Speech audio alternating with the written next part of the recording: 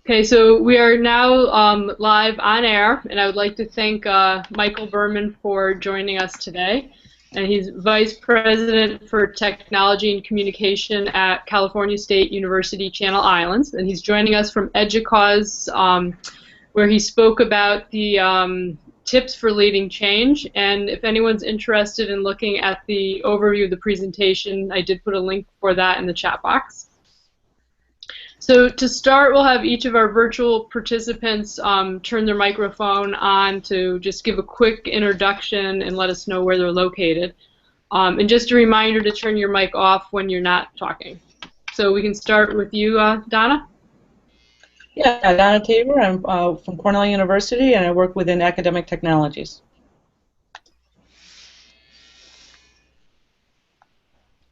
Tanya, do you want to go next? Oh, yes. The only other virtual participant. Tanya Sheko, teacher librarian in a secondary school in Melbourne, Australia. And then Helen? And Helen DeWard. I teach with the Faculty of Education in Lakehead University in Orillia, Ontario, Central Canada. And Patrice Prusko. I'm an instructional designer also at Cornell University and work with Donna. And I will turn it over to you now, Mike. Well, thank you. This is really a pleasure to do this. I think I was on one of the very first meetups that became Virtually Connecting back at the OLC conference last, I guess it's less than a year ago. This is still a pretty new thing. But it's a pleasure to get a chance to be involved with it more fully. You know, the EDUCAUSE conference is very large. There are over 7,000 participants, I believe, is what I heard. There's sometimes it seems like there must be as many as 20 presentations going on at the same time. Even to try to follow the Twitter stream to see what's going on is tough because it's going by so fast. You know, I think personally it was an EDUCAUSE meeting that really introduced me to Twitter. I'd had a Twitter account for a couple of years, but I started following Twitter really seriously about, I think it was about 5 years ago at an EDUCAUSE conference, and that's what really got me involved. And so I'm used to kind of looking at that Twitter stream, but there's just so much in there that it's hard to even keep track. And several times there were postings in there saying that we were trending nationally. We were in the top 10. The hashtag EDU15 was in the top 10 worldwide in Twitter. So that gives you a sense of the amount of activity that's going on. So to try to kind of sum that up from any perspective, obviously you've had several different people, and each of them can only tell you what it was like from their perspective. So one of the things I've been thinking about a lot while I've been here, and it's related to the panel, I'll come around to that, to making change, is just the roles of IT, the roles of academic leaders, the roles of faculty members, and how they're expressed in our institutions. And I had a great talk with Kristen Eshelman and Amy Collier, where they were talking about some ideas they have about how to connect leadership to people on campuses that are in the margins and don't have a voice, and how you go about doing that, which was a very interesting conversation, one I don't think I've ever had. And so I've been thinking a lot about the social politics of EDUCAUSE and how it's expressed in how things are organized, where you find things, how they're laid out, and who comes to the meeting. There's clearly an emphasis on senior IT people, and there's also an economic reason for that, because there's a very large exhibit floor, lots of stuff on sale, and they all want to talk to people like me because they figure that we control budgets and we have money to spend on big projects. So there's this sort of a feeding frenzy to try to figure out how to attract and talk to people who might spend money. So that's a big part of it. That makes it different from other more academically focused conferences that you might go to, because it's this combination of sort of an academic conference and people who do very thoughtful presentations and workshops and so forth, with this sort of trade show aspect and the commerce that's going on. So that's both good and bad. You know, it is good for those of us who have to deal with vendors and For example, I had a problem with one company, and I was able to find a senior executive and sit down and for half an hour have a cup of coffee, explain what was going on, and hopefully that will lead to a good resolution. So that's part of the value for me. Our panel yesterday on leading change, I was there with Kyle Johnson rather. Kyle Dixon's another Kyle. We have a lot of Kyles, but Kyle Johnson, who's at Chaminade University in Hawaii, Melissa Wu, who's at the University of Oregon, Rachel Clemens, who's at St. Norbert's, which is a small liberal arts college north of Chicago. And we were going to have Keith McIntosh from Ithaca College, but unfortunately he was unable to make it. He had a minor illness problem, which he's getting taken care of, so hopefully we'll see him back on his feet real soon. But he was going to be in the panel, but wasn't able to join us. And I think that what really struck me, there were people on the panel who had studied and had knowledge and background in organizational theory, but I don't have that at all. Everything that I've learned has been through experience. But I think we all agreed that when you talk about change processes on campus, it's very much about people and about communication. And there are different strategies that you can take, but in order to create changes and to have them be sustainable over time, a lot of it is knowing who your allies are, knowing where your potential opposition to the change might come in, understanding when an institution is ripe to make change. I think that for those of us who find ourselves in these senior leadership positions, one of the toughest things is when, for example, the president of the institution says, we really need to change something. We need to make sure that everyone uses more technology in their teaching, say. And you might say to the president, well, why do we want to do that? What would be good about that? And the president might say, we really need to have the teachers use more technology in their teaching. And then you, as the chief information officer, that's your role to somehow go out and encourage that to happen. Good morning, Maha. Good morning. It's your job then to go out and try to make that happen, and the institution may not be ripe for that change. There might be real opposition, and so that can put you in the middle of a very complicated situation. So we told some war stories and talked about some of those kind of situations. So what if you disagree with the president? What the president wants you to do? Well, you have just a couple of choices. One is to work with the president and try to persuade him or her to take a different course. You can ignore the president for a while. It really depends on who the president is. Some presidents are very focused. They want 3 things. They want you to work on those 3 things. And boy, you better be able to show them that you're making progress and what those things are.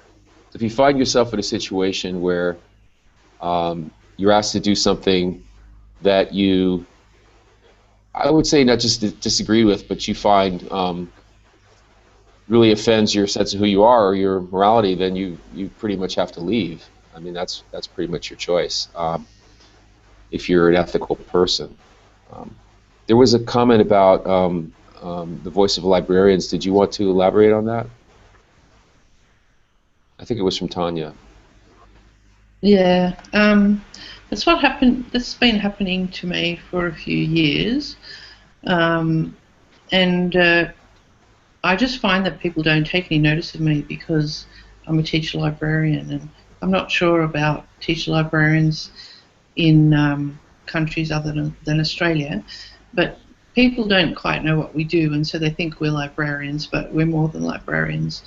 And because I've been on social media with educators for so long, I feel like I've got a lot to offer, but people still don't listen. And at the moment, what's happening is one of our physics teachers has suddenly become interested in creating a 21st century school, which I always smile about because we've been in the 21st century for a bit. And about time then. I just find that I've been accepted into his team, but I'm not really listened to in terms of what advice I might have about how we go about doing it. Because at the moment we're looking at spaces, and my my idea is we really need to talk to each other and find out what we mean by 21st century learning and unpack that together and not just go out and create a physical space. I appreciate the observation. You know, a lot of times we have these buzzwords. You know, my president said we need to do more. He was still, this was a few years ago, but not that long ago. He said we need to do more distance education. And it turns out that my institution is relatively new. It started less than 15 years ago, and in the initial planning documents it said 18% of the instruction will be at a distance. Now, nobody knows why 18%. Nobody really knew what at a distance meant, how far a distance. And the salient question I asked when this came up, and the president said, we need to move towards this goal of 18%. And of course, the first question was why? And the answer was, well, because that's our goal. We need to move towards 18%. Okay, so there isn't necessarily a clear rationale. That's good in a way, because maybe now we can define it in a way that makes sense for the institution. So my next question was, so that's about a fifth of the instruction. It's close to 20%. Does that mean that 20% of our students are going to be somewhere distant and we never see them? Or does it mean that all of our students are going to have about, most of our students take 4 or 5 courses and classes in one period. So does that mean that if they have 5 classes, one of them will be at a distance? And there was just quiet. It's like, well, no one's ever asked that question before, because those are very, very different goals, and they have very, very different impact on the institution. And I really have tried to focus more on that second goal. And the good thing was, because nobody really had thought about what the buzzwords meant, some of us were able to come in and sort of define them. So, you know, my thought in terms of being listened to is the best you're able is to say, I think that's a great idea to build 21st century learning experiences, learning spaces. Let's sit down and talk about what that means, and let's research it, and let's look at what other places have done, and let's figure out what the mission of my institution is, and how that, and who our students are, because they may be different at students at a very different institution who might have different needs. But to try to, as Humpty Dumpty said, you know, make the words mean what we want them to mean. Rather than arguing over whether or not we're going to do it. So that, and this was part of what we talked about in making change, was trying to find your allies on campus and then try to steer things in the direction you want. So even within that broad perspective of 21st century learning, which, as you point out, is sort of an already obsolete buzzword, maybe more than one word, buzz phrase, I guess. Patrice was asking about the conversation I had with Amy and Kristen. It's hard for me to even summarize it, because they were challenging me with ideas that I'm not all that familiar with, and I need to actually go back and do some reading. The concept of the people in institutions who are on the margins, they were bringing in from the writing of bell hooks, who I haven't read, and so I need to go find that reference and read the article that they were referring to, so I can think about it more deeply. But one of the challenges, and this goes back to what you said, Patrice, about, now I lost it, but the idea of how those of us who are in senior positions can be voices for those who are at the margins who don't always have a voice, such as teaching librarians, or those who might, because of their role or their background, not be able to express themselves in the same way that those of us who are in administrative positions are able to. You know, Kristen is at Davidson College, and she now reports directly to the president. And so for the first time in her career, she's got a powerful opportunity to speak up on behalf of people in the campus.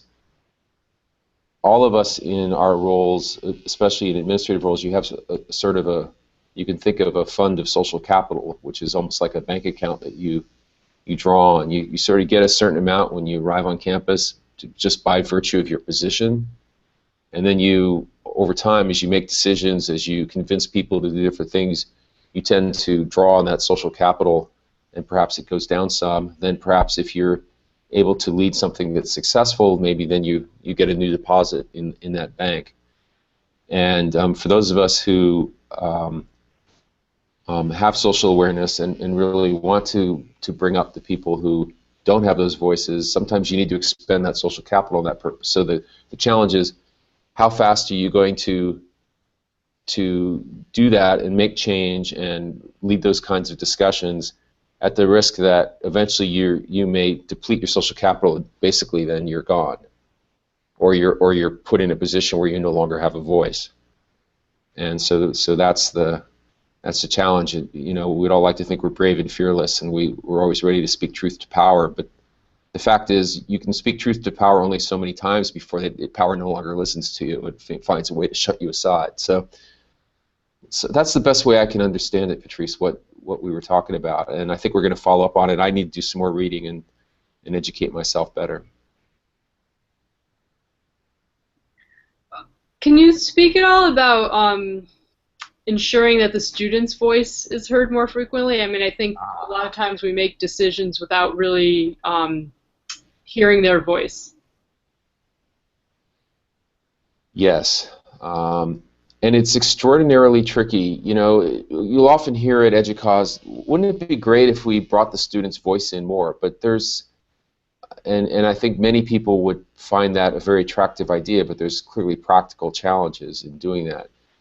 There aren't that many students that would make sense for them to spend all the time at EDUCAUSE. Probably the best way to do it would be through something like this, to have virtual panels and bring students in so they could talk. But you're right, it can vary a great deal. You can go to a session and you see either individual or a group, and they're very focused on student needs. In fact, there were a number of sessions on things like designing better user experiences for students. Now, whether that's the voice of the student or that's thinking of the student as a customer, it could be either one or some mix. There's certainly a lot of discussions about students as staff in IT. I know every IT group depends on, that I know of, depends on students being student workers or student staff within their IT group. And that can have a really powerful effect because it does bring students into a position where you're hearing from them every day. They don't necessarily tend to be a representative group of students from most campuses. They're probably more often in technology, they're more likely male, they're probably more likely middle class. They're able to work on campus rather than needing to take jobs off campus. So you probably need to find a way to hear from other voices. But it's a challenge. There's no question those of us who are in sort of IT management roles can become quite isolated and forget to include the voice of the student. And we have some formal ways. I have a sort of an IT steering committee, and we have a student representative on that group. But of course, just to hear from one student at one meeting, and that they're not, and you got to remember to ask them what they think, and then they kind of feel a little put on the spot. They're sitting, there's faculty members, and it's not always easy for them to speak up and say what they really think. And again, a relatively small campus that I'm on, we have 6,000 students. How can one student really express the student experience for all 6,000 students? We have had success in the past through our faculty teaching center. Pretty much once a year at least, we bring students in and do a panel where basically it's a time for faculty to sit and listen to students, and we'll have the students talk and ask them questions. And I actually have a video of one session where the students talking very eloquently about how they would like to receive information essentially as a student. And there's a faculty member sitting behind in his chair kind of squirming like this as he's listening to the student talk. You could tell he's very uncomfortable with what the student is telling him. He's basically saying, you know, don't hide the goal. Tell me what you want me to do, and then I'll work as hard as I can to achieve it. But I'd rather work on learning the content and the goals. He didn't use these words, but I'm really interested in the learning objectives of the class rather than spending all my time figuring out what the learning objectives are. You know, help me understand how to find what I need to know, and then I want to dig in and study that, not study how to be successful as a student. It was a really interesting conversation, so we need to do way more of it. I think that connects to one of the conversations from yesterday's Amy and Kristen were talking about, and all of the data that's collected on student progress, and how do we enable students to gain and have that information to inform their learning. Again, it's data analytics and who's controlling and owning the information, and is it the learner, is it the teacher, or is it the analyzers that are doing the number crunching? So I think it's very important to have that student voice involved in all levels. It's a great question. I was talking to somebody from EDUCAUSE about ECAR, and they asked me about the faculty survey, and that I think it was useful, and I said, I think it is useful. I said, but my question is how many faculty were involved in designing the survey? And as far as they knew, the answer was none. And my comment was that I didn't think that meant it was not useful, but perhaps if there was more of a faculty voice in what questions we were asking of the faculty, we might learn some things we might not otherwise learn. And the same would be students. Does ECAR ever actually ask a group of students what questions they would like to know about themselves in their use of technology? My guess is that's probably not really being done.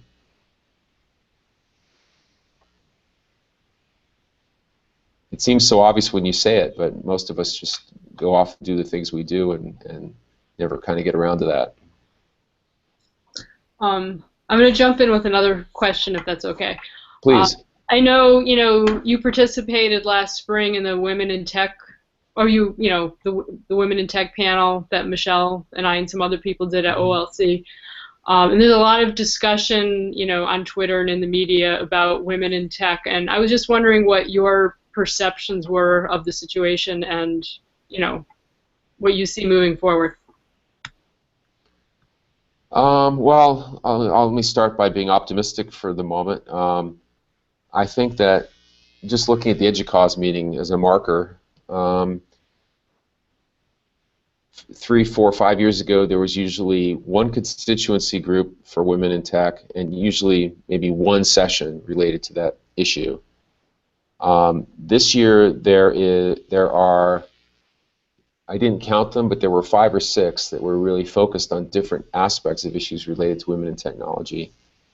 And it was interesting because I had a young woman from my institution, a person who essentially runs the call-in help desk center, who came to EDUCAUSE this year for the first time, and because I'm on the IT Women constituency group, they put a message and they listed all the sessions that were sort of related to those issues, and I sent her a copy of it, and I was surprised she went to almost every one of them, and I just so clearly there's a hunger to discuss those issues. So more attention in that sense. Then you have to ask if, when you go to these sessions, if there are about 80–90% women in the room, clearly there's great value in women talking to women, but given that the attendance at EDUCAUSE is probably 60 to 70% male, where's the rest of the conversation taking place? So that's an issue, and there's just a very long way to go. I do think EDUCAUSE as an institution has an awareness. I think that they certainly strive to, as best possible, have diversity on panels and so forth, but there's a very long way to go in technology, and I mean that we could spend many hours talking about the reasons. Some of them are general social conditions, and some of them are specific to IT and to our institutions. I don't know that I sure don't have the answer, but so I'm an ally. I'm out there trying in all the ways I can think of to try to help make the situation better. You had another question. That the questions pop up on there and then they disappear. It was something about the faculty survey, Patrice? Yeah, there's been some. I'm in a data analytics group where we're kind of trying to think about how to use data, like so many people. But there was a discussion about how some of the colleges are actually like posting the results of faculty surveys so that students can use that information to select courses.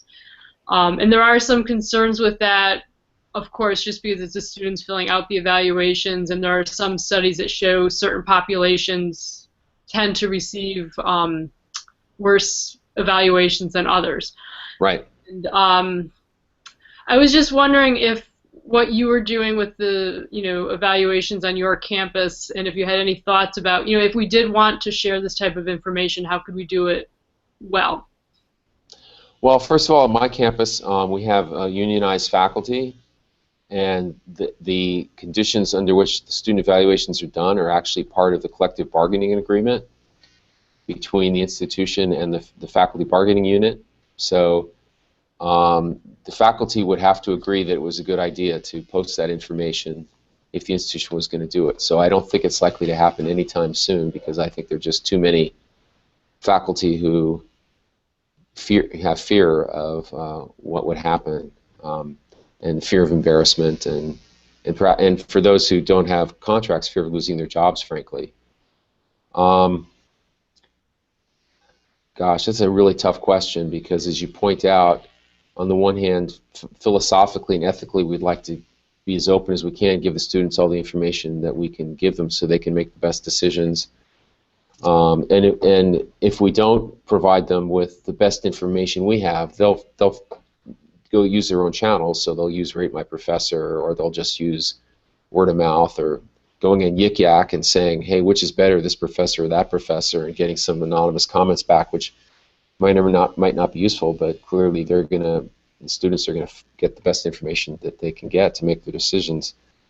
As you point out, I mean, I know there was some research on how women are evaluated versus men. Things like how you dress is very important for women professors in terms of student evaluations, not so important for men. Things like that. I mean, and so how do you address that and then provide the information in some way that's unbiased? I don't think you can. I mean, all those biases are going to be built in. So, unfortunately, I don't have an answer. I think it's a really tough. It's probably a good research topic, and trying to understand perhaps how students make decisions, and what kind of information would really be useful to them. I think it's, I use Yelp a lot, right, to pick restaurants, and but I almost never go just on the star rating, right? So there's probably kind of a line. If it gets an average of 2 stars out of 5, I'm probably not even going to read the review, right? Unless maybe it's a kind of ethnic food that I'm particularly looking for or something. But the difference between sort of 3.5, 4, and 4.5 stars to me is probably doesn't mean much. And instead, I'll try to read the reviews, and I'll try to find someone who I can tell is kind of like me by the way they describe it. Because what you really want to know is not how popular is the restaurant. What you really want to know is, will I like it? So it'll be the same thing for a student. We all know from our own learning journeys that there were some faculty that everybody liked that we didn't necessarily think were that great for us. And there were other faculty that might have been, I mean, I know there's some faculty, for example, who some people really like and some people really dislike. And so if you're the person that's going to really like learning in that person's class, you want to find that person. I don't know how general surveys, especially the kind that are purportedly designed to rank and evaluate professors for tenure and promotion, I'm not sure they're going to provide the right kind of information that the students need. And Maha asked, I finally opened the chat now so I can see it, because before it was just opening up as a little bubble and then going away. But Maha asked, how do professors use the information themselves? So professors can, if they choose to, can use the information they get as formative assessment, and try to understand how students perceive their courses and their teaching, and if there are particular trends or patterns or concerns that they can use to try to improve the way they organize their class or relate to their students. They can choose to do that depending on the institution and how much weight is put on that. That's usually voluntary. And then, certainly in the United States, they're almost universally those surveys are used as part of the process of evaluating faculty for if they're in a tenure track, determining whether or not they're going to be tenured, and if they're contingent faculty, determining whether or not they're going to be recontracted. And we all know there's huge problems. There's huge problems with the validity of those surveys. There's legitimate questions about whether they encourage grade inflation, if you care about that. And there's a lot of problematic aspects of those surveys. And yet, in many institutions, that's pretty much the only way that the institution uses to try to determine whether or not somebody's effective in working with students, whether in the face-to-face or online classroom. It's a huge and difficult problem. I mean, I see Tanya's at a secondary school. I know in the United States there's a huge and very passionate debate over the role of using student test data to evaluate the effectiveness of professors. I mean, of teachers. So, is a teacher a better teacher if more of her students pass a standardized exam? Then you could say, well, but of course you have different populations of students, so let's try to correct for that. Let's try to figure out value added, understand where the students were at the start, where they are at the end, and then we'll rank the teachers, and the ones that do best will get raises, the ones that do worse we'll fire them. Tremendously contentious and controversial, and clearly to try to develop an instrument that's accurate and fair, reliable over time, reliable from teacher to teacher, and then actually use that for high stakes. I think it greatly exceeds the precision of any model we have about how we measure the teaching effectiveness. If I may jump in, I'm not an academic. I'm a trainer from a corporate background. In training, of course, we need also evaluation. So we evaluate the course, and we get the trainees to evaluate the course and the trainers. Mm-hmm. But it's usually used for development, not to evaluate with an intention of are they going to continue or not as trainers, because the selection at the beginning was perhaps if it was a good selection method, then you have the right person, but perhaps as everybody, you need to always be working on developing yourself. But the thing is that one of the important things that those were useful for were going back to the trainees and asking for describe what you mean. We need to have more meaning to the scores. The scores don't mean much. And we worked a lot on even the questions in those instruments so that they are more meaningful to the course, to the content, but also to the methodology of training. In academia or in the universities, if that is not possible, perhaps there's, something that came to my mind now, if if it's online and can be anonymous, feedback can also be, or asking for information from an anonymous person to give more details. That also can, is that possible at all? Would that be useful at all?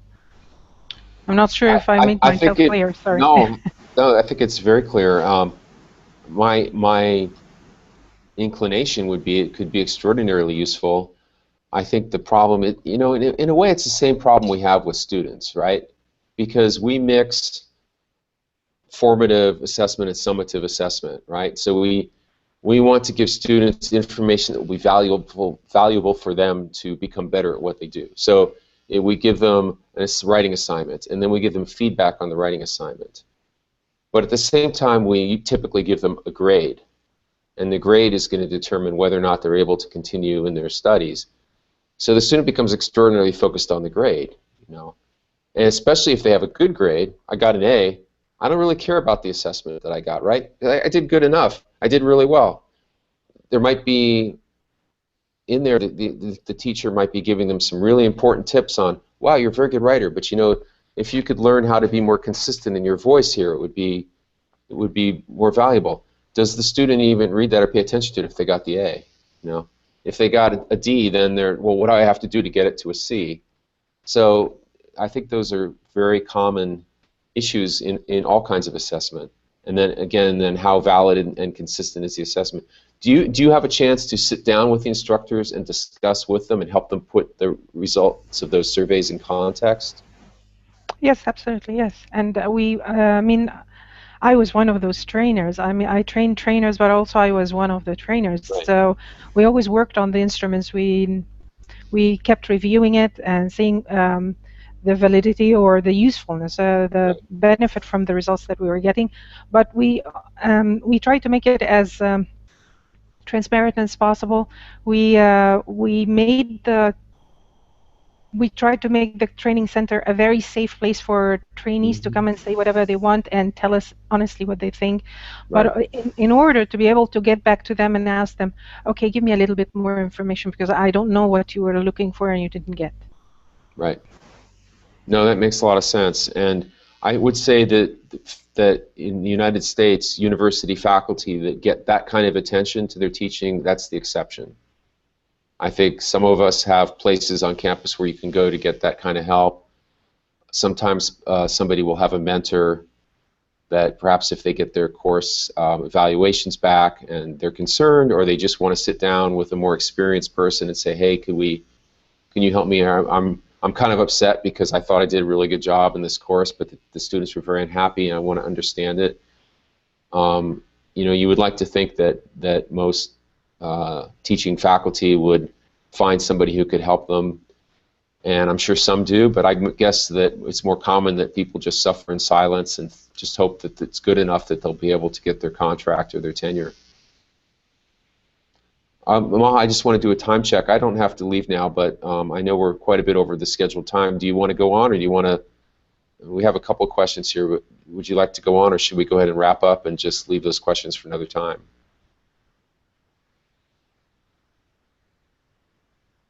I'm sorry, Patrice, you're muted. There you go. Maha, Tanya, and Donna, do you have a few more questions you want to ask? Or should we wrap up? I'm good. Tanya, do you? I'm good too. Well, thank you. It was a really fun conversation. We got way outside of really anything that I thought about while I was here at EDUCAUSE, but it's all connected. Thank you, Michael. It's been very informative. Thank you, and I hope I'll see all of you face-to-face sometime down the road, and if not, perhaps on another virtually connecting session. I know I'll see you, Patrice, so take care, everybody, and have a good day. Thank you very much. All right, thank you. Safe travels. Thank you. Thanks. Thank you, and I'm so sorry that I arrived late. I think I misunderstood the timing as well. Oh, thank you so much for joining us, Maha. I really appreciate it, and I appreciate your contribution. Yeah. Bye. Okay, have a good day, everybody. Bye-bye.